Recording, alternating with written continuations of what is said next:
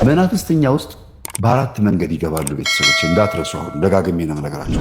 ሳልመክር ማላልፈው ነገር በጣም በጣም በጣም በጣም ወሳኝ የሚባለው ነገር ልንገራቸው። እሱም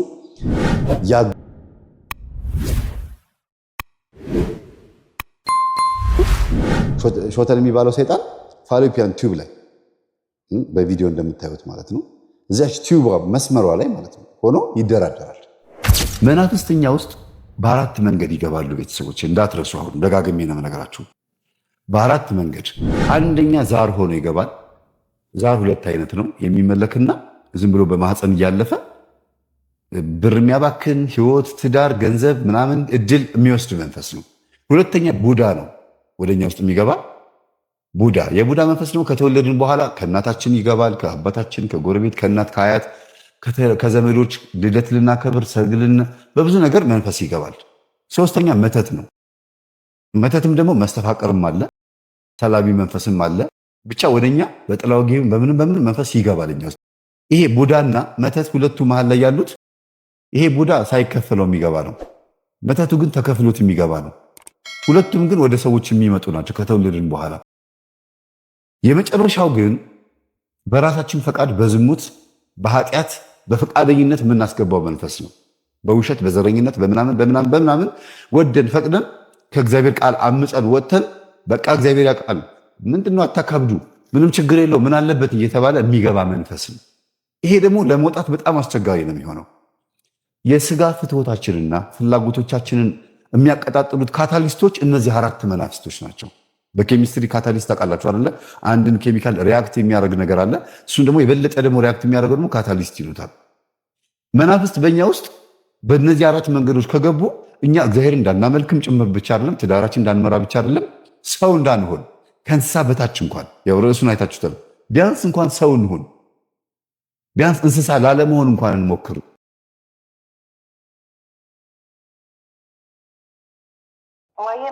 ዶክተር እንዴት ነሽ? እንዴት ነህ? ደህና ነህ መምህር? አለሁ ዶክተር። ትንሽ አንድ ጥያቄ ልጠይቅሽ ብዬ ነበር፣ ካሜራ ፊት ነበር። ምንም ችግር የለውም። ሁለት ጥያቄ ነው። አንደኛ ይሄ ሾተል የሚባለውን ጉዳይ ትሪት ያደርጉታል እና ባልየው ያስፈልጋል ትሪት ለማድረግ ግዴታ? እሷ ናት አይደል? የእሷ ኔጌቲቭ ቢሆን ችግር የለውም። የእሷ ስለሆነ ባልየው ትሪትመንት አያስፈልገውም። እሷ ናት ሜዲኬሽን የምትወስደው መድኃኒት። እርጉዝ እያለች እና ከወለደች በኋላ የልጁ ደም ግሩፕ ቼክ ተደርጎ አይነት ቼክ ተደርጎ ከተለያየ ብቻ እሱ ኔጌቲቭ ከሆነስ? ብዙ ኔጌቲቭ ከሆነማ አያስፈልግም። ወደ እሷ የሚተላለፍ ነገር የለም ማለት ነው። ኦኬ እሺ። ሌላው ደግሞ በሰባት ወራቸው የሚወለዱ ልጆች አስተዳደግ ላይ ካደጉ በኋላ የባህሪ ለውጥ አላቸው ወይም ደግሞ የሚባለው ነገር እንዴት ነው? እስቲ ምን የሚባለው? በሰባት ወር የሚወለዱ እሺ፣ ሰባት ወር ላይ አንዳንድ ጊዜ ይወለዳሉ አይደል? በሰባት ወር ላይ እና ማቆያ ላይ ነው የምታደርጓቸው? ዲፔንድ ግዴታ አይደለም። አንዳንዶቹ ምርመራ ይደረግላቸውና ህጻናት ማቆያ ክፍል ይገቡና እንትን ይደረጋሉ። ማቆያ ክፍል ገብተው ምናምን ይታዩና ምርመራዎች ተደርገው ጤነኛ ከሆኑ ላይቆዩም ይችላሉ። ግን አብዛኛውን ጊዜ መተንፈስ አይችሉም። ብዙ ነገሮቻቸው ኤሌክትሮላይት የሚባል ነገር አለና እሱ ነገር ስለሚዛባ ለሱ ሲባል አልጋ ይዛሉ እና ብዙ ጊዜ ሳምባቸው ጠንካራ ስላልሆነ ከሱ ጋር ለአተነፋፈስ እገዛ ይደረግላቸዋል። ከሰባት ወር በኋላ 8 ወር ላይ የሚወልዱ ልጆች አሉ። 8ም ሆነ 9ም ይኖራል። 9 ራሱ ተብሎ 36 ሳምንት የተወለደና 37 ሳምንት የተወለደ በሳምንት ስለሆነ እኛ እንትን የምንለው 36 እና 37 የተወለደ ራሱ አንድ አይደለም። ሪስኩ ራሱ ያተነፋፈስ ችግር የማምጣት ሪስኩ የሳምንታቱ በቀነሱ ቁጥር በተለይ ከ37 ሳምንት በታች ሲሆን ሪስኩ ይጨምራል። ስለዚህ አሪፍ የሚባለው 39 ሳምንት ከ37 በኋላ ብዙ ጊዜ ነው 37 38 39ን ብናወዳድር 37 እና 38 ሪስክ አላቸው። የሳምባ ማለት ነው። የሳምባ አለመጠንከር አተነፋፈስ ላይ ብዙ ችግሮች አሉ። በሰባት ወር በመወለድ በጣም ብዙ ሪስኮች አሉ። በርግጥ የሚመጡ ይሄ ብቻ ታተነፋፈስ ብቻ ነው፣ ሌሎች ችግሮችም አሉ። ግን ብዙ ጊዜ አልጋ እንዲይዝ የሚያደርገው ኢንፌክሽኑ ምን ይመጣው ከዛ ተያይዞ ስለሆነ ነው። ኦኬ። ስለዚህ ግን ምክንያቱ ምንድነው? በሰባት ወር እንዲወለዱ የሚያደርጋቸው ምንድነው? የሚያፈጥነው አይጠነክርም። የሚወለዱበት ሪዝን አንዳንዴ ሽርቷ ቀድሞ መፍሰስ ሊሆን ይችላል። እናትየው ጋር ያለባት ሌላ እንደ ስኳር እንደ ግፊት ሲሆን በግዳው ይወለድ ይባላል። ሰባት ወር ላይ እናትየው እንዳትሞት ተብሎ ማለት ነው። ሰባት ወር ላይ ግፊት በተለይ ብዙ ጊዜ ግፊት የልብ ህመም ካለ የሳምባ ችግር ካለባት አንዳንዴ ደግሞ ጽንሱ ውስጥ እያለ ኢንፌክሽን ይፈጥራል ይሄ ፍሉድ አለ አይደል አምኔቲክ ፍሉድ የሚባል አለ ፈሳሽ እሱም ኢንፌክሽን ሲኖረው ጥፋለሁ እሱም ኢንፌክሽን ሲኖረው ቀድሞ እንዲወለድ ይደረጋል አንዳንዴ እንግዲህ ልጅ ቀድሞ ሊናቀቅ ይችላል አንዳንዴ ደግሞ የማህፀን በር አለ ማህፀን በር የሚያቅፈው እሱ አንዳንዴ ይላላና በራሱ ዝም ብሎ ይወርዳል በተለይ ብዙ ጊዜ ከ5 ወር ምናምን በኋላ ዝም ብሎ የሚወርድባቸው ሴቶች አሉ እሱ ይላላና ዝም ብሎ የማይሰማቸው ትንሽ ደም ይወጣል ከዛ ልጁ ይወጣል ማለት ነው እና የተለያዩ አሉ ይሄ የእንቅርት የሆርሞኖች መዛባት ምናምን ቀድሞ ምጥ የሚያመጡ ነገሮች ናቸው እነሱ እንትን ይላል ስለዚህ ይሄ ሾተል የሚባለው እናንተ አሪች ፋክተር የምትሉት በአጠቃላይ በምን በየትኛው ወር ላይ ነው የሚመጣው በብዛት እሱ አሁን ያለቅ ምን መሰለህ አሁን ሾተል ማለት ሰው ሲፈጠር ኤቢኦ እና ኤቢ እና ኦ የሚባሉ የደም ግሩፖች አሉ ከዛ እነሱ ደግሞ ፋክተራቸው ፕላስ ሊሆን ይችላል ማይነስ ሊሆን ይችላል ስንፈጠር ጀምሮ እሱን ይዘነው እንወለዳለን ከዛ ችግር የሚሆነው እናትየው ኔጌቲቭ ሆና ይሄ ሆኖ አሁን የፈለገው ብለድ ግሩፕ ሆና ኔጌቲቭ ሆና ከዛ ባልየው ፖዚቲቭ ሆኖ ከተጋቡ የእሷ ሰውነት ይሄን ፖዚቲቭ አያውቀውም ጽንሱ ከሁለቱም አይደለም የሚሰራው አያውቀውም ሰውነቷ አያውቀውም ይሄ ፖዚቲቭ የሚባለው ነገር አያውቀውም ሰውነቷ ስለዚህ ምንድነው ብሎ የሚያስበው ጠላት መጥቶብኛል ስለዚህ ለዛ ጠላት የሚሆን መከላከያ ላዘጋጅ ብሎ በውስጡ የሚያመርተው ነገር ይኖራል ልክ እርግዝና ላይ መጀመሪያ ልጅ በሰላም ይወለዳል ለሁለተኛው ግን እንደ ጦር መሳሪያ ነው አዘጋጅቶ የሚጠብቀው መቼ ነው የሚፈጠረው ከእናትየው ወደ ልጁ ደም ከፈሰሰ ከልጁ ወደ እናትየው ከእናትየው ወደ ከልጁ ወደ እናትየው ለምን ልጁ ነው ለእናትየው የሚያስተላልፍላት እኮ የአባትየው ከአባትየው የወሰደውን ፖዚቲቭ ነገር ለእናትየው እንደመበከል በለው እየበከላት ነው እየነከራጠላት መጣብሽ ስለዚህ ለኔክስ አዘጋጅታ ትጠብቃለች ግን በጣም ሬር ነው 2% ምናምን ነው በጣም ሬር ነው ብዙ ጊዜ አይከሰትም እና በወሊድ ሰዓት እና ደግሞ ይሄ መከላከያው ማለት አንታይዲ የሚባል ትንሽ ውድ ነው እሱ ነገር ሳይሰጣቸው ሲቀር ነው እንትን የሚኖረው የአሪች ፋክተር ተብሎ ለሚወለዱ ልጆች እንዳለ ያዘጋጀ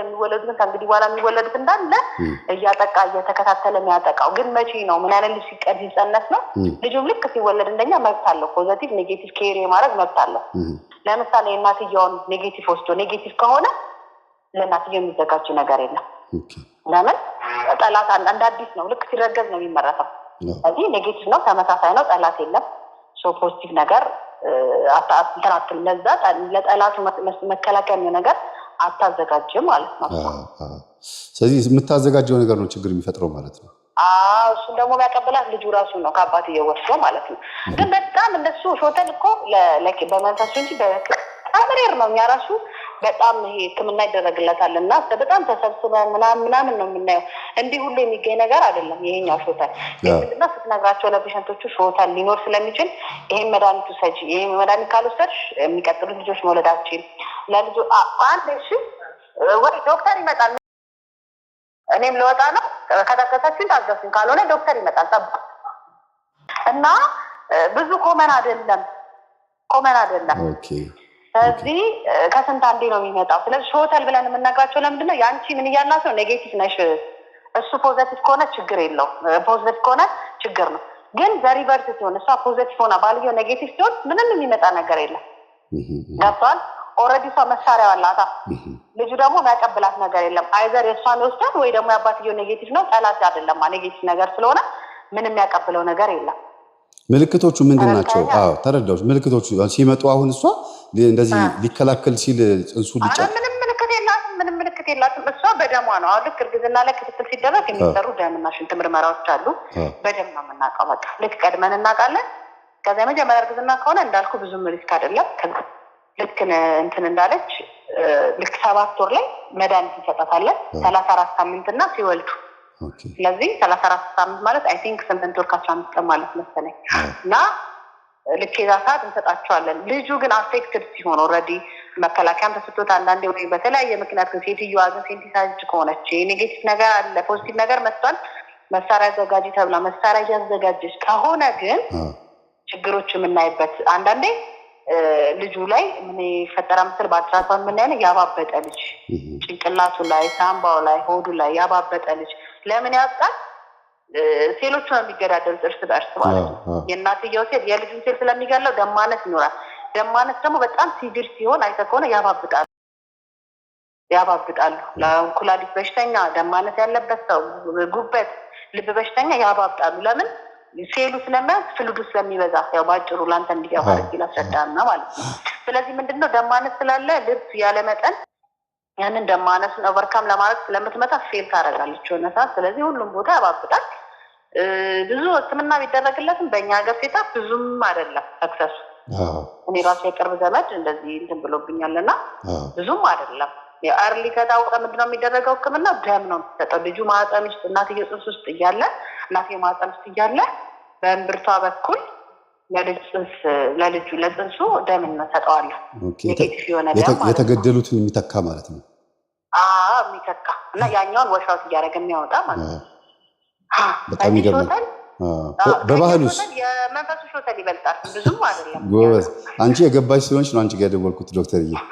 ችግር የለውም። ኧረ መምህር ግን አሁን በባህላዊ መንገድስ ሕክምና ባይኖር ኖሮ በምን ትሪት ያደረጉት ነበረ በፊት? ምንም አይደረግም። በሕክምናማ ያው ሰው በየጠንቋይ ቤቱም ይሄዳል፣ ጸበልም ይሄዳል። ያም የገባው ጸበል ይሄዳል፣ ያልገባው በየጠንቋይ ቤቱም ባህላዊ ተብሎ የሚጠጣል። ያው ጽንስ ሲያስወርዳቸው እኮ ማህፀን ላይ የሚደራረግ የሚቀባባ ነገር ይሰጧቸዋል፣ የሚዋጥ የሚጠጣ ምናምን ነገር ይሰጧቸዋል። እና ዝም ብለው እዚህ ጋር እየባከኑ ነው እንትን የሚሉትና ባይታወቅ ያው ምን መታወቁ እኮ ነው። አሁን እንደውም ችግሩን የመጣው እኮ መታወቁ ነው። አንዳንዴ መታወቁ ነው ችግር ያመጣው። በእርግጥ አሁን እኮ የእኛ እናቶች 8-9 ሲወልዱ አልትራሳውንድ አልነበረም። እኔ አሁን ደጋፊው እኛ አይደለም የሞቱም እናቶች ስላሉ አፈጣጠር ችግር ያለባቸው በጣም በየመንገዱ ምስኪኖች ስላሉ አልትራሳውንድ ሳይታዩ የተወለዱ ግን ምንድነው እነሱ እግዚአብሔር ላይ በጣም ትልቅ ተስፋ ነበራቸው። ገብተዋል አይደለም? ስለዚህ ምንም ሳይታዩ 9 ወር ሙሉ ይወልዳሉ ጤነኛ ልጅ። እምነታችን ያዛኔ ጠንካራ ነበር። አሁን ግን ማንም ሴት ብትማርም ባትማርም በፈርስቲንግ የምታደርገው ክትትል መጀመር አልትራሳውንድ ምርመራ ማድረግ ነው። ገብቷል አይደል?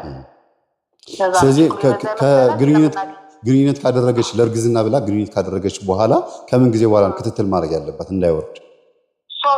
እንዳይወርድ ሾተል እኮ ለማውረድ ሾተል እንዳልኩ በቃ ይሄን ነገር ነው የምናየው እንጂ ይሄ ልጁ ሲሞት ሞቶ 4 ወር ምናምን አካባቢ ነው። አሁን ይሄ ብዙ ጊዜ እንትን የምናየው የአልትራሳውንድ ፊቸሩን የምናየው ምልክቱን የምናየው አልትራሳውንድ ምልክቱን የምናየው ይሄ 4 ጽንስ አሁን እጅ እግር ምናምን እስከ 12 ሳምንት እስከ 3 ሳምንት እስከ 3 ወር ወይም 12 ሳምንት ድረስ እጅ እግር ኤቭሪቲንግ ተሰርቶ ያልቃል። ባይዘም ሁሉ ነገር ተሰርቶ ያልቃል። ከዛ እያደጉ ነው የሚመጡት ውስጥ እዚህ ልክ 4 ወር ላይ ምናምን በደንብ የሰው ቅርጽ ይዞ ምናምን በደንብ ይታያል። እና የዛኔ ሰዓት ነው ጭንቅላቷ በጠነ ማለት ጭንቅላት ማየት አለበት አይደል? ከ3 ወር በኋላ ነው እነዚህ ነገሮች የሚታዩት። ግን ከዛ በፊት በደንብ ይታወቃል። ኔጌቲቭ ከሆነች ኢሚዲየትሊ የሚላክላት ምርመራ አለ። ሴንሲታይዝ ሆናለች ወይ መሳሪያ አዘጋጅታለች አላዘጋጀች የሚለው ቼክ ይደረጋል። ገባ? ካዘጋጀች እኛ ሁላ አይደለንም ከኛ በላይ አሉ ሰብ ስፔሻሊስቶች አሉ።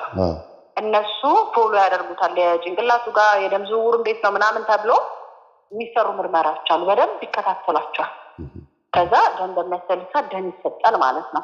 ፎሎ ስላደረግከው የምታቆመው ነገር አይደለም። አንዳንዴ ግን ምንድነው እንደዚህ ሳያባብጥ ልጁ ደም ትሰጣለህ። ደም ሰጥተው ሊተርፍ ይችላል። በጣም ይገርማል። ለመሰለህ አንዳንዴ ሰው ሴንሲታይዝ እንኳን ብትሆን ላይ አዘጋጅታለች እንበል ግን ልጁ ፎርቲ ኔጌቲቭ ሊሆን ይችላል። የእሷን ወስዶ ሊሆን ይችላል። ጤነኛ ልጅ ይወለዳል። ለምን ኔጌቲቭ ነው እሱ? እኛ አሁን እሱን ከልጁ ወስደን የምንሰራበት ደም የምናረጋግጥበት እኛ ሀገር ላይ የለም ገና ስለሆነ እንጂ ውጭ ይሰራል። ሌላ ቦታ ይሰራል፣ ይታወቃል። የደም አይነቱ ታውቆ ምናምን ነው ሕክምና ራሱ የሚጀመረው። ክትትል ምናምን ዝም ብላ አስልካት መጀመሪያ የልጁ ደም ግሩፕ ምንድነው ተብሎ ተወስዶ ይሰራል። እነሱ ጋር ቀጥታ ነው። እኛ ጋር እያደግን ስለሆነ ገና እሱ ምርመራ የለም። በአልትራሳውንድ ነው በደንብ ፎሎ የሚያደርጓቸው። እኛ ብቻ ሳይሆን ከፍ ያሉ ሐኪሞች አሉ ሰብ ስፔሻሊስት የሚባሉ ማለት ነው። ከስፔሻሊስትም በላይ ሰብ ማለት ነው። ስለዚህ 6 ወር ላይ ገጠመኝ ላይ ያለችው ልጅ አሁን 6 ወር ላይ ምናምን ስትደርስ እንደዚህ አይነት ችግር አለብሽ ተባለች እና ኦልሬዲ ታሪኩ ያለፈ ነው። ግን እኔ አሁን አንቺ ጋር የደወልኩት ምንም ሰው ግንዛቤ እንዲያገኝ ነው። በምን ወር ላይ ነው ይሄ ነገር የሚያጋጥማቸው?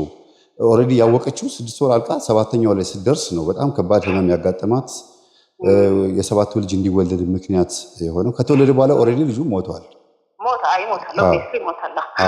እንዳልኩ ነው። እኛ ሀገር ላይ ብዙም አይደለም፣ አጥጋቢ አይደለም እንትኑ ብዙ ነገሮች ይጎሉናል እና ይሞታል ብዙ ጊዜ መተው እና እንዳልኩ የሚታወቀው ቀደም ብሎ ነው። የመጀመሪያ 3 ወር ላይ መታወቅ ይችላል።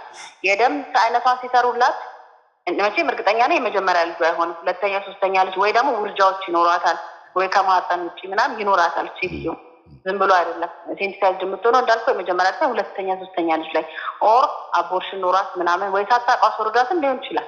አንዳንዴ እንደ ፔሪድ ሆኖ 3 ቀን 4 ቀን አለፈኝ ብለን አርግዘን ሊሆን ይችላል። አንዳንዴ ይረገዝ ይችላል። ገብቷል። ጽንስ ሆኖ ፈርሶ ሊሆን ይችላል። እንደ ፔሪድ አስበን ያው ብዙዎቻችን አናውቀውም። ሕክምናውም እንደዛ ነው የሚለው 15% 15% የሚሆኑ ሴቶች እንደ ወር አበባ እየጠበቁ አርግዘው ሊያስወርዳቸው ይችላል ይላል እና አቦርሽን ሊሆን ይችላል። ሶ የሚታወቀው መጀመሪያ ላይ ልክ ደም ስትሰጥ የመጀመሪያ 3 ወር ስትሄድ ደም ሰጥታ በዛ ይታወቃል። ከዛ ልክ እንደዚህ እንደታወቀ ቀጥታ ብዙ ጊዜ ጳውሎስ የጥቁር አንበሳ ነው የሚላኩት በደንብ ክትትል ይደረጋል። ግን አሁን ችግሩ ምንድነው? ብዙ ጊዜ ሴቶቹ አይሄዱ ቆይ ጋፋ ያርግ ሲሉ ሆዴ ካላበጠ 6 ወር ካልተገላበጠ ሄዱ ኢቨን አዲስ አበባ ቁጭ ብለው ማለት ነው። ለምን የሚያማክሩት ማንን ነው? እናቶቻቸውን፣ ጎረቤት ምናምን እንጂ ጤና ባለሙያ አማክሩም። ቲክቶክ አለ ለምሳሌ ሶሻል ሚዲያ ማያዩ ግን ወደ ሎካሉ በጣም ይጠጋሉ። ምንድን ነው የእናቶቻችን ነገር የመስማት ነገር አለ። ጥሩ ነው አንዳንዴ። ግን ደግሞ አሁን ከዘመኑ ጋር መዘመን አለብን። እንደዚህ ሪስክ እንዳላት ስታቅሷ ቀደም ብሎ ልጁ ላይተርፍ ይችላል። እንዳልኩ በእኛ ሀገር ሕክምና ብዙም አይደለም። ገብቷል አይደል? በጣም አመሰግናለሁ ዶክተር። ይሄ በጣም ትልቅ ነገር ነው የነገርሽን። ችግር የለውም። ሌላ ጊዜ ደግሞ እንደዚሁ የምታማክሪ ነገር ይኖራል።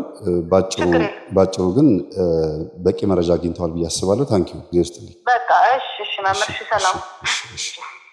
ዶክተሯ እንደተናገረችው ከሆነ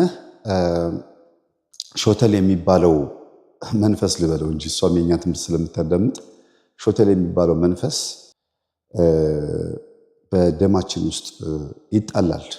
ያው ምን መጣብኝ ብሎ ፋይት ይፈጥራል እና በተዘዋዋሪ መንገድ በሕክምና ትሪት ቢደረግም ቅድም እንደመሰልኩላችሁ ምሳሌ ከስልኩ በፊት እንደነበረው ምሳሌ እቃ ይፈጃሉ፣ ህጻናቶች ያስቸግራሉ። ከሾተል አምልጠው እንኳን ትሪት ተደርጎላቸው ከተወለዱ በኋላ ወይ ዘገምተኛ ወይ ደግሞ እጅግ በጣም አልምጥ የሆኑ ከባድ የሆኑ ባህሪ ያላቸው ልጆች ነው የሚወለዱት።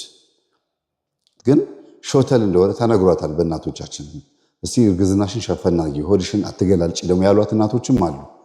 በመሰረቱ ሾተል የሚባለው እየመታ ሲያስቸግር ብዙ ጊዜ በባህላዊ መንገድ ሙሉ በሙሉ ከመንፈስ ጋር አገናኝተውት ዛሩ ተቆጥቶ ነው የቤት ከራማ ተቆጥቶ ነው ተብሎ የሚካደም አለ። እባክህን ጽንሱን አታጨናግፍ፣ አትውሰድ፣ ትውለድ ተብሎ ግብር እየተገበረለት የሚወልዱ እናቶችም አሉ። እንደገናም ደግሞ ከዚህ በፊትም አንድ እህት ነግራኛለች። እኔም በመንገድ ላይ ያጋጥመኛል። ጆሮአቸው የተቆረጡ ሰዎች ጆሮአቸው ቅጥብ ብሎ የተቆረጡ ሰዎች አላጋጥማችሁም? እነሱ በልጅነታቸው ከዛ ከህፃኑ ጆሮ ላይ ቁርጥ ይደረግና ለእናትየዋ በወጥ ተደርጎ እንድትበላ ይደረጋል። ያን ያበሏታል። ከዛ ሾተል አይመታትም ይባላል። ግብሩን ስላገኘ በቁም ካለው ልጇ ግብሩን ስላገኘ አይነካትም ይባላል። እንደገና ደግሞ የወረደው ጽንስ ከወረደው ጽንስ ላይ እንደገና ተቆርጦ እትብቱ ይሁን ጆሮ ይሁን ብቻ የሆነ ነገር ተቆርጦ እንደገና በምግብ ይሰጣታል። 2 አይነት ነው ያለው እና ያንን ከበላች በኋላ ሾተል አይነካትም፣ በሚቀጥለው ብታረግዝም አይነካትም ተብሎ ግብሩን ሰጥተውት የሚኖሩም አሉ። ሌላው ከጠልሰም ጋር በተገናኘ በህይወቷ ሊገጥማት ይገባል ተብሎ የሚያስቡት መልካም ነገር በሙሉ ተጽፎ በጠልሰም ላይ ቆዳ ተፍቆ ሊያውም በእባብ ቆዳ ጠልሰም ይሰራል። ከዛ በኋላ ሊያው ላይ ብዙ ነገር ይደረግበታል፣ ይደገምበታል። ያ ጠልሰም ተጠቅልሎ ቤቷ ላይ ግድግዳ ላይ እዛም ይሰቀላል። 4ቱም ማዕዘን ላይ ነው የሚሰቀለው ያ ጠልሰም። እንዲያውም በቤታችሁ በገጠር የምትኖሩ በተለይ በክፍለ ሀገር የምትኖሩ ሰዎች የቤታችሁ ግድግዳ ላይ ብዙ ጠልሰም ተወትፎ ካያችሁ የእያንዳንዱ ጠልሰም ህይወት የእናንተ እዛ ውስጥ አለ። 5 ጠልሰም ካለ 5 ልጅ ወልደዋል ማለት ነው። 12 ጠልሰም ካለ 12 ልጅ ወልደዋል ማለት ነው። ይሄ የታወቀ ነገር ነው። የሚገርማችሁ ለምን ሾተል እንዳይነካ ተብሎ ነው።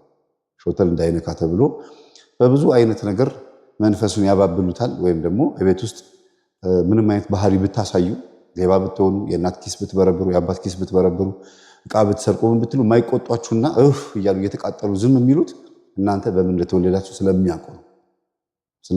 እና አንዱ በሾተል የተወለዱ ልጆች ባህሪ አስቸጋሪ ባህሪ መሆኑ ነው።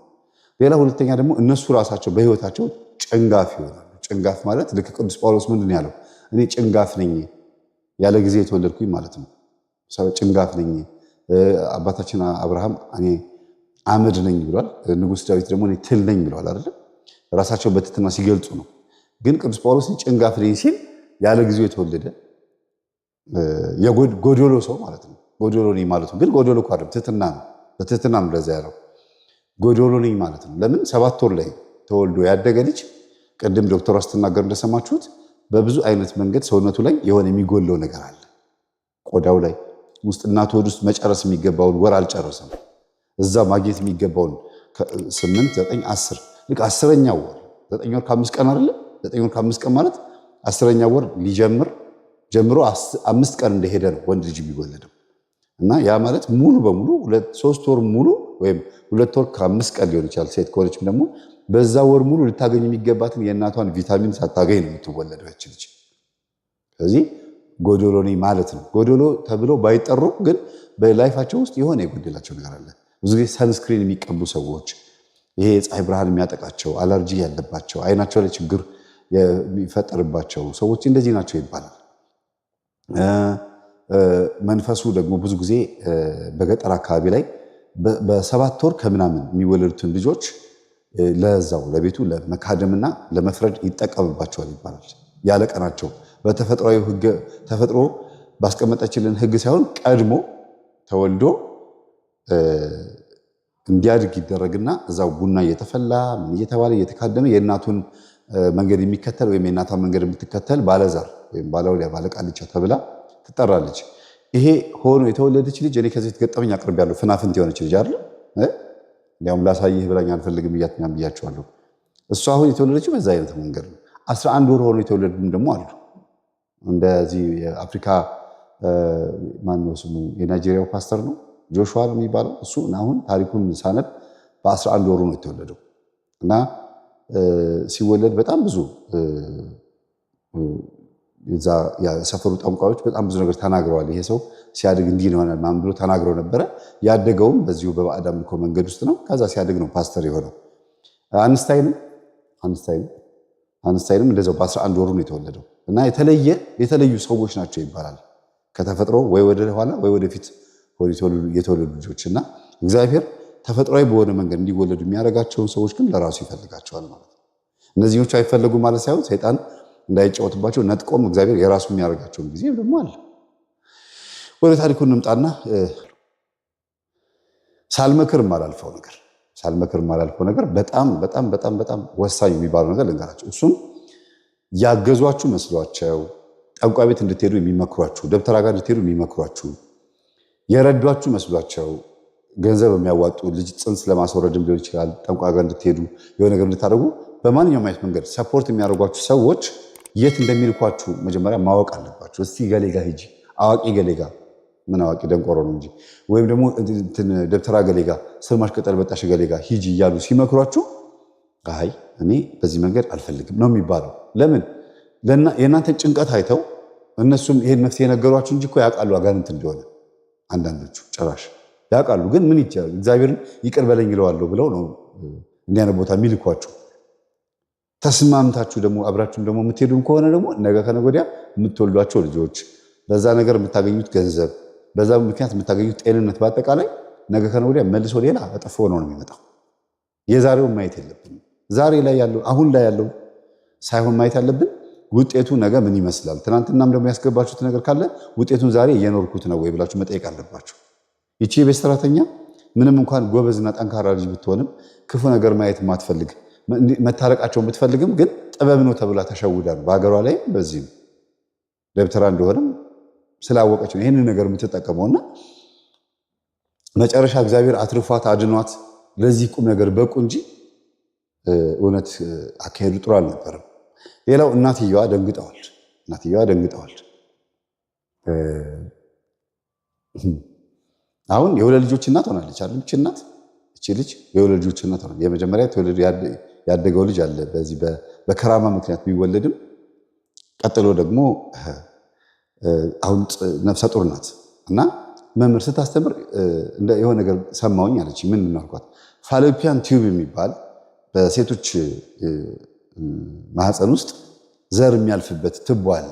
የወንድ ዘር የሚያልፍበት ትቦ፣ እሱ ላይ ሾተል ተቀምጦ የወንድ ዘር እንዳያልፍ ያደርግና ይደራደራል። ልክ ልጅ አግተው ብር አምጣ አታምጣ ብለው ሀብታም እንደሚደራደሩት ሾተል የሚባለው ሰይጣን ፋሎፒያን ቲዩብ ላይ በቪዲዮ እንደምታዩት ማለት ነው እዚያች ቲዩብ መስመሯ ላይ ማለት ነው ሆኖ ይደራደራል። በፒክቸሩ ላይ እንደምታዩት ፋሎፒያን ቲዩብ እዛ ቦታዋ ላይ ይቀመጣል ሾተል። ከዛ አታልፍም ይሏል፣ የወንድ ዘር ይከለክሏል። ጦርነት የሚለው ብላ ዶክተር ቅድም የተናገረችው ይህን ጦርነት ነው። አታልፍም። ከዛ ጠንቋይ ቤት ሲሄዱ እባክህን መስመሩን ልቀቅ አሳልፍ እና ልጁ ያንተ ይሆናል ግብር ይገበርልሃል ተብሎ ሲነገረው ዛሩ ይሄ እናት ላይ ያለው ወይም ደግሞ ቤት ውስጥ ያለው ዛር። አሁን ቅድም እናትየዋ ነኔ ጋና ትወልጃለሽ አሏት። ለምንድን ነው? እሳቸው የሚካድሙትን ዛር ልጁም እንዲያስቀጥለው ስለፈለጉ ነው። እሷ ቡና እንድታፈላ የተፈለገውም የእሳቸው መንገድ እንድታስቀጥል ልጁ ለመንፈሱ ስለተሰጠ ለአዳልሞቴ ስለተሰጠ ነይ ቡና ፊ ያሏት እያስረከቧት ነው ለመንፈሱ። እሳቸው ይሄን ነገር እንድትረከብ ፈልገው ነው። የሚገርም ነው። ልጃቸው ይሄን አይረከብማ፣ ወንድ ነው። እሷ ነች ቡና እያፈላች የምትካድመው። ልጁ የተገኘው በምን ስለሆነ ነው? በቡና መካደም ተለምኖ ስለተገኘ እያፈላች እንድታስቀጥል ነው የተፈለገው። የሰፈር እናቶች ያሉ ሲሉ የነበሩት የሚያውቁት ነገር ስላለ ነው። አሁን ወደዚህ ስንመጣ ደግሞ መንፈሱ እዛ ቦታ ላይ ተቀምጦ ይደራደራል። ልጁን ፅንስ እንዳይገኝ ፈርቲላይዝ እንዳይሆን ወይም ደግሞ አጠቃላይ ልጁ እንዳይወለድ ያስወርደዋል። አላስወርደውም፣ አታስወርደውም እያሉ መናፍስት ከሰው ህሊና ጋር ይከራከራሉ። የሰው ህሊና ጋር የሚከራከሩት ለምንድን ነው? ማስወረድ አቅቷቸው አይደለም። አንደኛ ግብር ለማስገበር ፈልገው አታስወርደው እባክህ ምን ላድርግልህ ምን ልረድልህ እንዲባል ነው። ሁለተኛም ደግሞ ክርክሩ ከጠባቂ መላእክቶቻችን ጋርና ከምንወደው ታቦት ጋር ነው። የምንወደው ታቦት ወይም ቅዱሱ ወይም ጻድቁ ወይም ደግሞ ጠባቂ መላእክቶቻችን እኛ በሃይማኖታችን ሰነፍ ስንሆንባቸው በተቻለ መጠን ሊያግዙን ይሞክራሉ፣ ቢጸልይልን ሰው ካለ በየዋህነት በቅንነት። ካልሆነ ግን ፅንሱ ሲወርድ እያዩ ዝም የሚሉት የምንሄድበት መንገድ ነፃ ፈቃዳችን ተከትለን ስለሆነ ነው። ነፃ ፈቃዳችን ነው የሚያስጠቃን ማለት ነው። ግልጽ ነው ብዬ አስባለሁ። እና መንፈስ ይደራደራል፣ ሾተል ይደራደራል። እዛ ጥግ ላይ ይሆንና ከዛ ልክ ደም ሲፈስለት እለፍ ይለዋል። የወንድ ዘር ያልፋል፣ ከዛ ፈርቲላይዝ ያደርጋል ማለት ነው። ይሄ ከመጀመሪያው ጀምሮ ነው። ልጅ የለኝም መካኖኝ እምቢ ብሎኝ ምናምን ብለው ለሚሉት ነው። ከተጸነሰ በኋላ ደግሞ ይወርዳል አይወርድም፣ ከባድ ምጥ ያመጣል። ከፈለገ 4 ወር ከፈለገ 5 ወር 6 ወር ላይ ያመጣዋል ምጡ። ከፈለገ ደግሞ ፌክ ምጥ 10 ወር ላይ 9ኛ ወር ላይ ያመጣዋል፣ ያስጨንቃታል። ሲፈልግ ደግሞ በዚህ ምክንያት ነው የሞተው ብሎ አንቆ ይገለዋል። ከፈለገ በትብቱ አንቆት ነው የገደሉ ይባላል አይደለም? አንዳንዴ ህፃናቶች በትብቱ አንገቱ ላይ ተጠምጥሞ ነው የገደሉ ይባላል። ይሄ ሁሉ የመጣው በምንድን ነው? ውስጥ የገባው መጀመሪያ የገባው አለ በኖርማል ህይወታችሁ ላይ የገቡ መናፍስቶች የሚሰሩት አስተዋጽኦ ነው። በቡዳ በዝሙት በመስተፋቅር በምናም የገቡት ልጅ እንድትወልድ ስለማይፈልጉና ይቺ ሴት የእኛ ብቻ ናት ብሎ ስለሚያስቡ ነው። ዛሩ ደግሞ አለ በውስጥ በኩል ያለው ደግሞ ግብር ፈልጎ ደግሞ እንደዚያ ያደርጋል። እንደገና ደግሞ ደብተራው ደግሞ ያስደገመው ደግሞ አለ። አስቡት፣ ደብተራው ሲደግም ራሱ ላይ ያለው ጭንጋፍ መንፈስ የሚያጨናግፈው ሾተል መንፈስ እሷ ጋር መጥቶ ደግሞ ይኸው 2 ጊዜ 3 ጊዜ ያጨናግፍባት ማለት ነው። እና የሆነ መፍትሄ ፈልጋችሁ ደብተራ ጋር ስትሄዱ ያ ለመፍትሄ ብላችሁ የሄዳችሁበት መንገድ ሌላ ነገር ኮተት አፍሳችሁ እንደምትመጡ ማሰብ አለባችሁ። መወለዱን አይደለም ማየት ያለባችሁ። ጠንቋይ ጋር ሄዳችሁ ልጅ መውለዳችሁን አይደለም። እያደገ ትምህርት ቤት ውስጥ ልጁ ባህሪው ምን ይመስላል፣ ከሰፈር ልጆች ጋር ባህሪው ምን ይመስላል። ሴትም ብትወልክ እንደዛው አድጋ ምን እንዴ እናት ዘማዊ ሆና ከሆነ የኖረችው ልጅም ዘማዊ ነው የምትሆነው። እናት ያሳለፈችውን ህይወት ልጅቷም ትቀጥለዋለች። ሊፕስቲክ የተቀባች ኩል እየተኳለች ዘንጣ ጥብቅ ያለ ቻይና ታይትና ሱሪ የለበሰች ባለችበት ሰዓት ላይ ልጆቹን እያሳደገች ከሆነ የኖረችው ያው ነገር ይቀጥላል። ልጆቹም ገብተው ሊፕስቲክ ልቅልቅ ይለማመዳሉ። ልጆቹም ኩል ይኳላሉ ገና ከልጅነታቸው። እናቱም ዝም ትላለች፣ ይቀጥላል። የእናት መንፈስ ሴት ልጅ ላይ ብዙ ጊዜ የማረፍ ዕድሉ በጣም ሰፊ ነው። ከዛስ እናት በህይወት ትኖርም አትኖርም ልጅቷ ትቀጥለዋለች። ያን ነገር መንፈሱ ይቀጥላል ማለት ነው። እናት በሞተችበት በሽታ ሊገልም ይችላል። እናት በህይወትም እያለች በህይወት መኖሯን እስክታማርር ድረስ በሞትኩ እስክትል ድረስ ልጆቿ መከራ ያሳያታል። ያ ምንድነው? ዘሩ ይተላለፋል። የተገኘችው በምን ስለሆነ ነው? መንፈስ ተለምኖ ተካድሞ ልጅ ስጠኝ ተብሎ ስለሚደረግ ነው። እና እዚህ ቤት ውስጥ የታየው ነገር በአጭር ጊዜ ውስጥ የታየው ነገር ይሄ ነው።